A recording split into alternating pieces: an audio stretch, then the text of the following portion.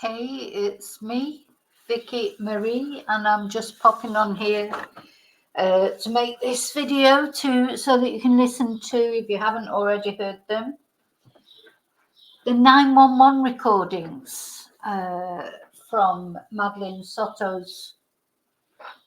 Well, we're not sure who actually made the 911 calls. It's not Jen, it's not Stefan Stearns, it's a woman.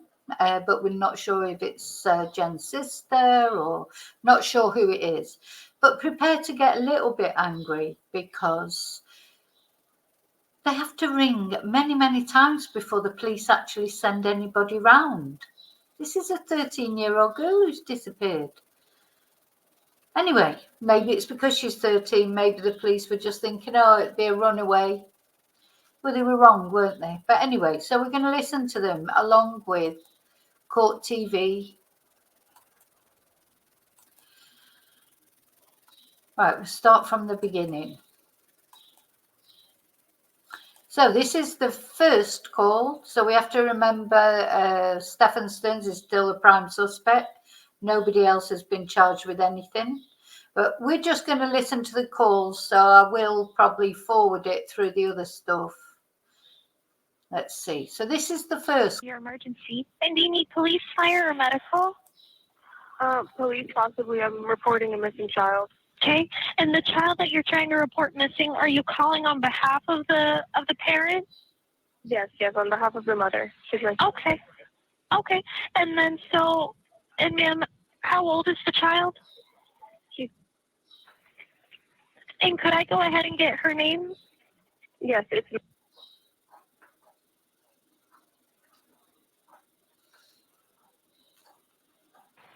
And is she white, black, or Hispanic? She's white. Okay. And dirty blonde hair and blue eyes. Anyway, the first thing I did notice about this first call is the responder is very bright and breezy, aren't they? At least they don't sound totally disinterested.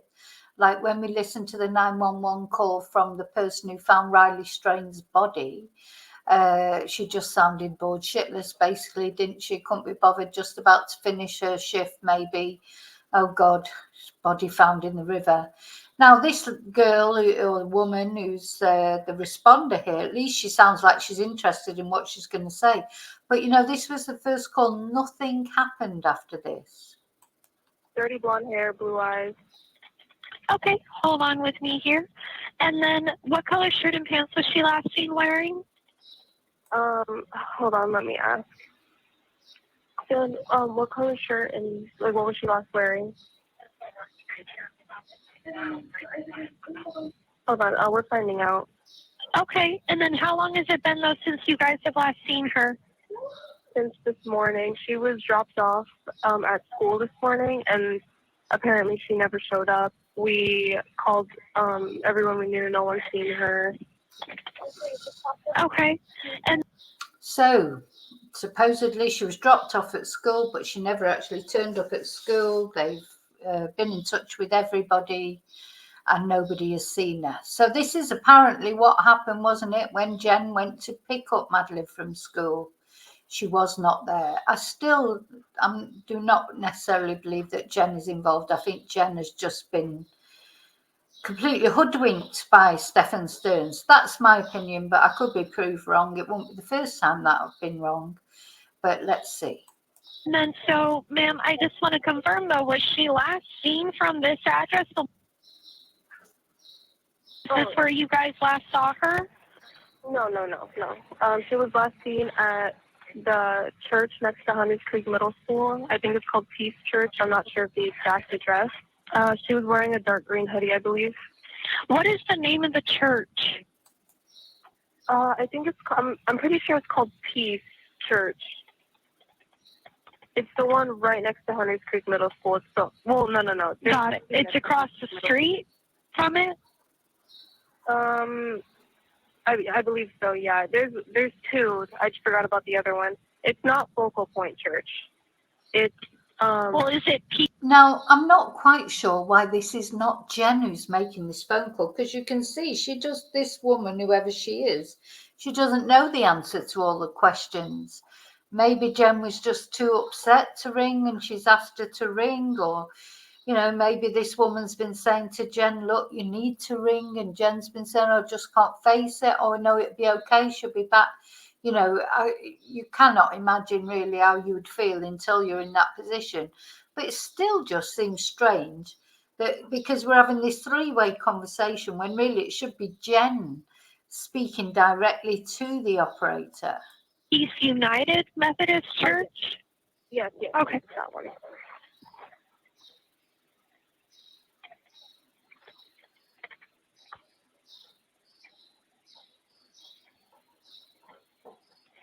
Okay, is she diagnosed with any medical mental conditions at all? I know she takes medication for ADHD. Okay, Shannon, I'll start with you. What are you hearing in this call? What strikes your interest? What do you think is significant here? Well, the first thing that struck me was just how calm the caller was. You hate to judge how people react in these situations, but there's a missing because of Florida law. We don't know who made the 911 call, but I've been told it is a family member, possibly Jen Soto's sister. I was surprised just how calm the caller was about a missing child. That was first. Second, you can hear the same. I think she may have. I wonder if there'd been problems with Madeleine. At the end of the day, she was just turned 13 years old.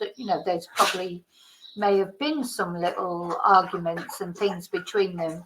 So maybe that's why she was calm, because maybe they were thinking, well, she's just sort of ran off to her friends or something like that. She's just in a strop. But I agree, the caller is calm. I mean, I'd be pretty hysterical if it was me ringing about my daughter, or if it was me ringing about one of my nieces. Same story, right? Stephen Stern's same story, that he dropped her off at that church. That was the last time she had been seen. So the story obviously was relayed to the family members, the same story that he relayed to us in that interview. How about this? One thing that I want to get both of your reactions to this. The operator says, what was she wearing? And the caller says, Jen, what was she wearing? And then there wasn't an immediate answer. Like they didn't know at that moment. That's what I heard. But my understanding, and I'll start with you, Shannon, is that didn't she tell us or tell someone that she saw her getting dressed in the morning? Yeah, she was definitely lying when she said she saw her getting ready in the morning going to school. Either lying, or because she was so drugged up with whatever, everybody says about how she's on a lot of sedatives. Maybe she was so heavily sedated, and he just said, oh, don't you remember you saw her getting dressed? You saw her getting dressed in the morning. She's like, oh, did I? I don't know.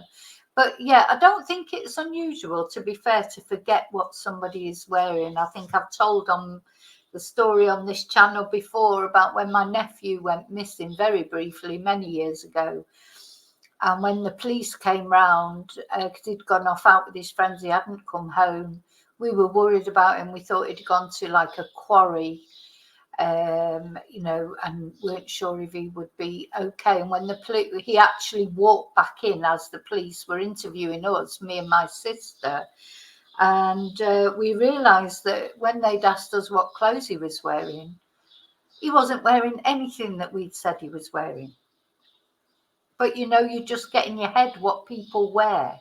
It's amazing what you can imagine. And my nephew, he walked in, had completely different clothes on to what we'd said he was wearing, because the clothes that we said he was wearing were the clothes he normally wore, that we could remember the last time we'd seen him maybe, or the last time we noted what he was wearing. He was wearing completely different clothes. So somebody could have said easily that we were suspicious. If he would have disappeared, people would be saying, oh, fancy, his own mum and his own auntie not remembering what clothes he was wearing. But believe me, we thought we did, but we didn't. So I don't think that's unusual, to be honest, just from that experience.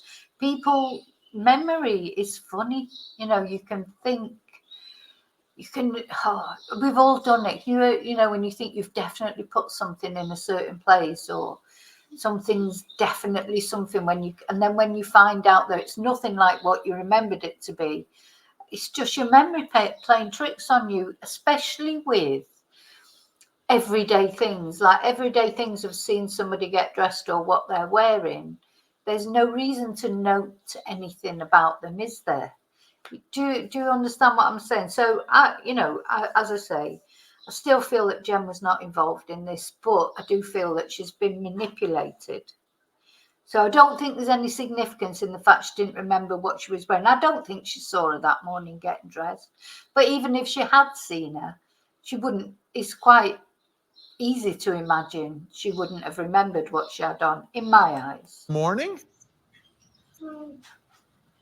The only exception to that would be if you'd actually laid the clothes out for them. That's different. When they're little children, you put the clothes out, you decide what they're wearing. But when they get old enough to decide what they're wearing themselves, I don't think you do notice. Was the first initial report to the responding deputy when they showed up was that she saw her get,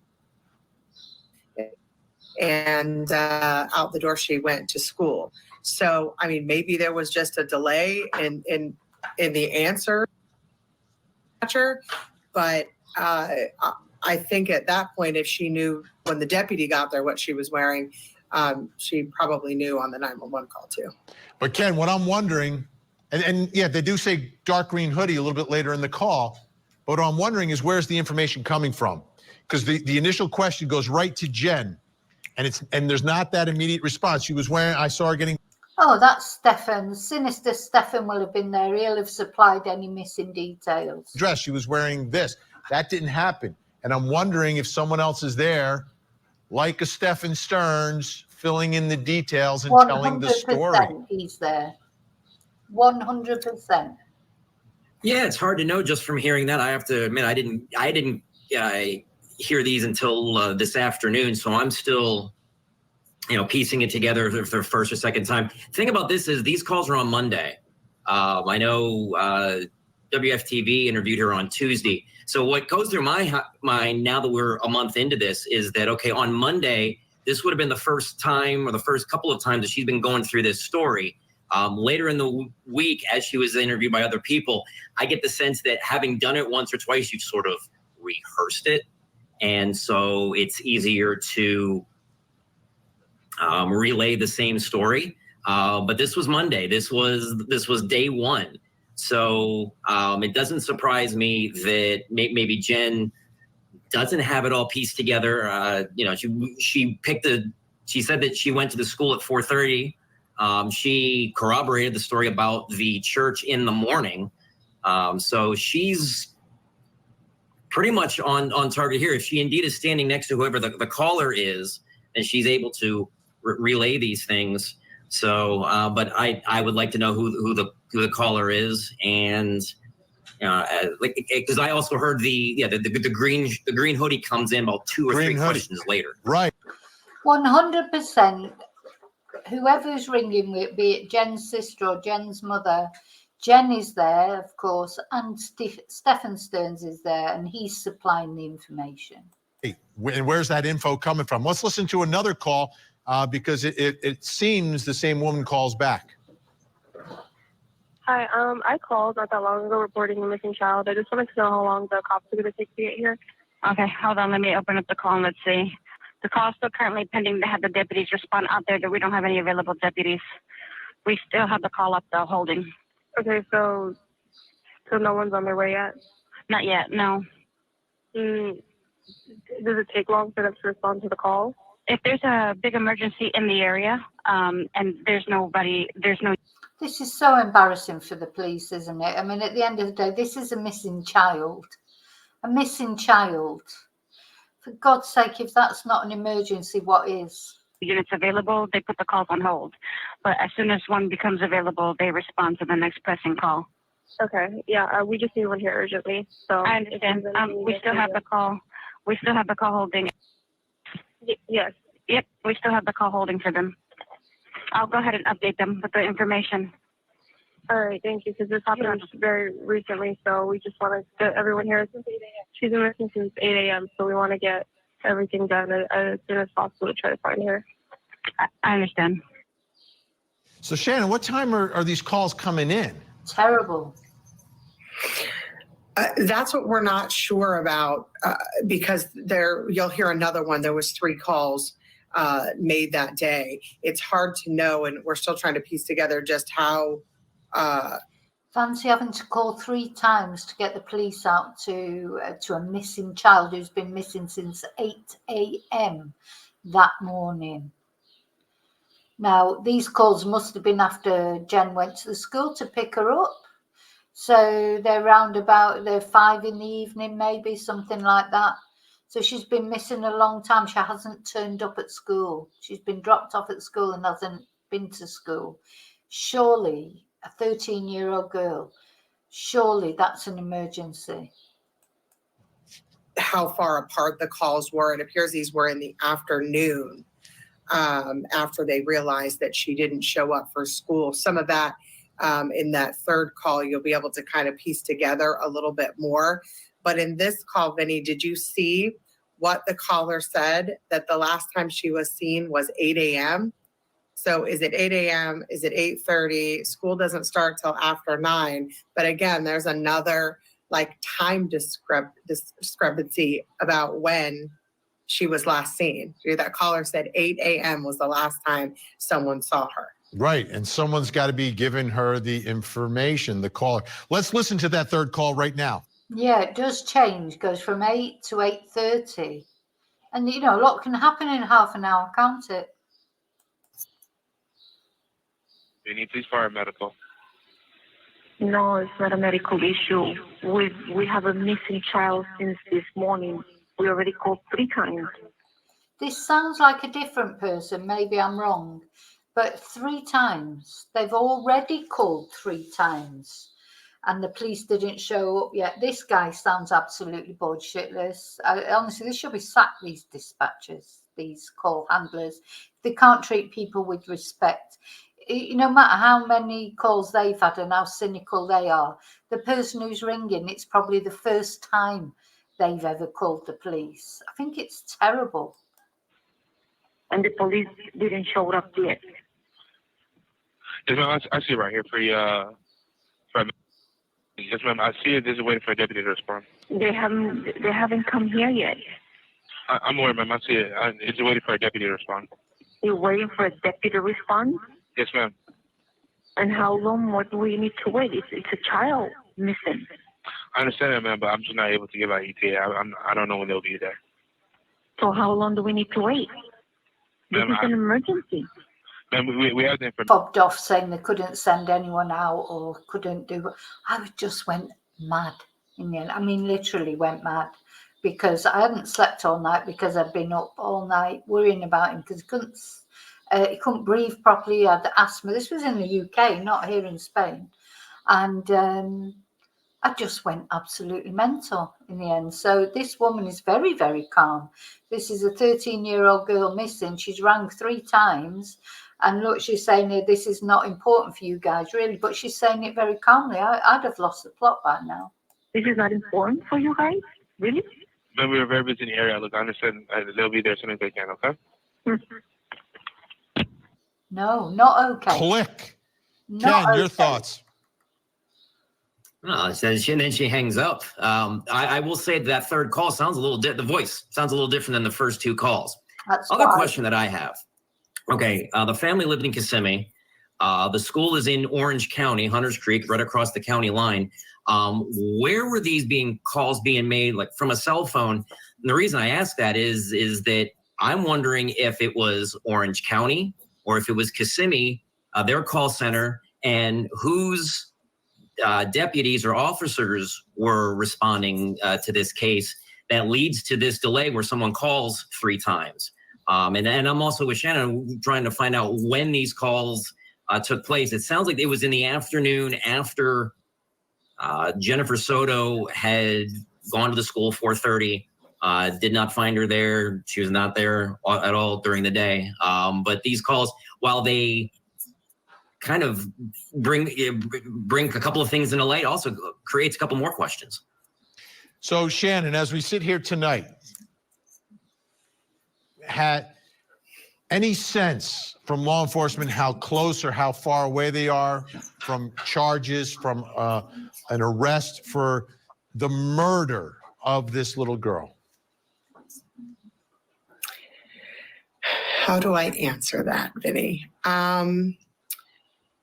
I think that in a couple of weeks, we may have some new information on the case. Understand that this is now Kissimmee Police working also with the state attorney's office, trying to go through the case step by step by step. I was told today that they are still working on what they're calling a task list. They're going down that list and checking everything off. Once that happens, they will meet again with the state attorney's office.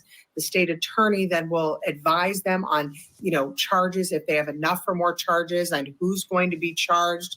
I suspect that the murder. That again, what that woman said, because that's quite interesting, I think. Let's see.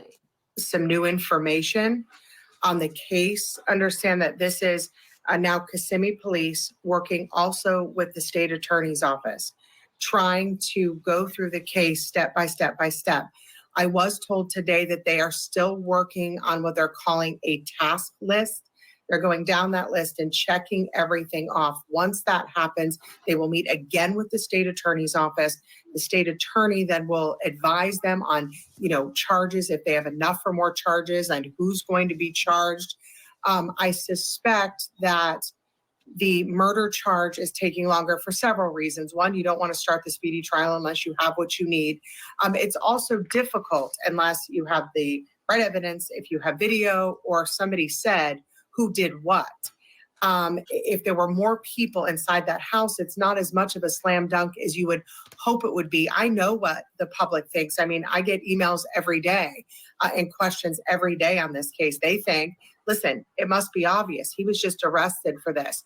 But in order to take this to trial, they really need to try to figure out who was in the house, who did it, and yeah, it's not as straightforward as you think as far as a criminal case is concerned, because the thing is, the police, this is what we've been saying all the way along, they've got no reason to rush in this case. They don't have to rush.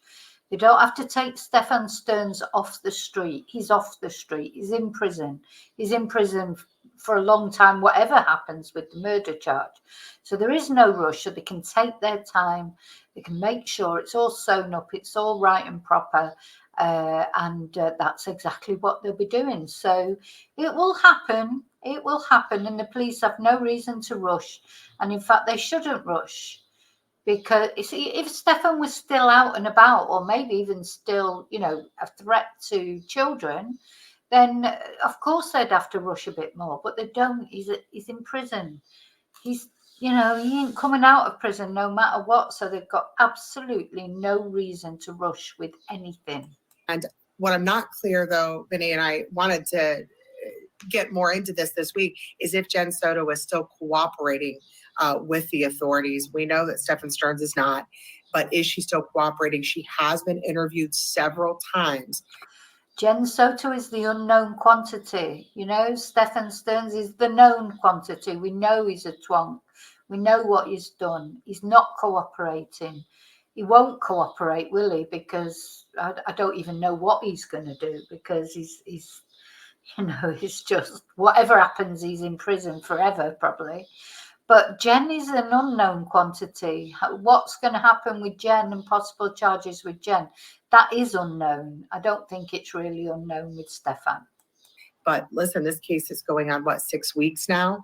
It's not clear just how much she's involved in this case now. I think it's going to be some time, but I do expect some kind of update, at least in a couple of weeks. All right. We appreciate both of you coming on. Big news tonight. Shannon Butler, WFTV. Okay, that's it. So, those 911 calls, but how annoying and infuriating are they that they had to ring 3 times? And as I say, if that would have been my child, I would have been going mental. And I mean mental. you know, if you didn't know genuinely what had happened to him, it does make you feel a bit, you would be just going mad, unless, you know, there was a part of you was thinking, oh, well, they might possibly have gone off to the friends. Maybe there'd been some argument the day before, or, you know, we don't know the dynamics in that family, do we? You know, we don't know what the relationship was really between Madeleine and her mum. They could have been, you know, at that age, girls tend to be bumping shoulders a bit with the mums, don't they? And that, you know, so there's so many things that we don't know that might have made it where she wasn't quite so hysterical, because maybe Madeleine had done that before. Remember, Madeleine is supposed to have said she wanted to go off and live in the woods. Maybe she had run off before. Maybe she had run off to her friends before, you know, so maybe that's why there wasn't so much urgency as we feel that there should have been. Because I just feel, you know, with me, if that would have been my child, I just would have been, you know, so obnoxious with the handler, because I would have made them send the people. Oh God, I would have been down the police station. You know, that's just the sort of person I am, especially when it comes to my child. You know, too much probably, I don't know, but can you ever be too much? You know, you'd start off trying the first call, yeah, you'd be all polite and calm maybe, and not wanting really to think that anything had happened. But by the second and third call, no policeman had come out. I think I would have been quite angry by then. Anyway, I just thought I'd share those calls with you. We're waiting for more news, waiting to hear who is going to be charged for Madeleine's murder. Somebody murdered her. Oh, and of course, the other thing that they said is they're not releasing the autopsy reports because of her age, and because it's a domestic violence situation. That's what they said. So the autopsy reports maybe will come out at the trial, I would imagine. But anyway, poor Madeleine. I just hope she didn't. I mean, she obviously did suffer. She suffered for years with the abuse. But I hope when it came to it, she did not suffer. But anyway, prayers for Madeleine. Okay, remember to live and love carefully, wisely. If you're a woman, don't get involved with the Death and Stearns type. Make sure if you're a single parent with children, man or woman, and you get into a new relationship, try and check them out as best you can. I mean, you know, I don't know how you do that, but it's important to be careful, isn't it? And not, as I say, not only for men, but for women, not only for women, but for men. Not only if you've got female children, if you've got boys too. Look at Gannon Stout. What happened to him? His stepmother. So, you know, you've always got to be careful when you take a new person into your household. Anyway, I'll see you really soon in the next video. And until then, as always, may your God go with you. Bye.